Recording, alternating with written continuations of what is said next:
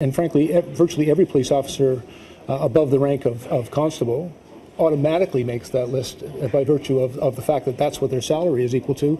And the constables are so close that if they do any work and it results in corridor overtime, they're going over that line as well. We work very hard, I can assure you, that to maintain rigid controls of those expenditures. We're spending the public's dollars, and we have a responsibility to make sure that is done as prudently as possible, as carefully with their money as we can, to produce the best possible result in public safety, and also to make sure that there is no unnecessary expenditures. I understand public concern and with respect to that, and frankly, the councillor who spoke has also worked very hard with us in order to help us make sure that we rigidly control those expenditures. And so, it's part of doing business. It's a big organization doing a big job in the City of Toronto, but we try to be as responsible as we can with the public's money. The councillor did call it out of whack, and one of the surprising stats we saw on there was that 8 parking enforcement officers made the list. They're making over 100,000. There's a very simple explanation to that. The city receives all of the revenue generated by our parking enforcement officers, and there is a program that the city funds that enables officers to come back on callback, so to work their days off,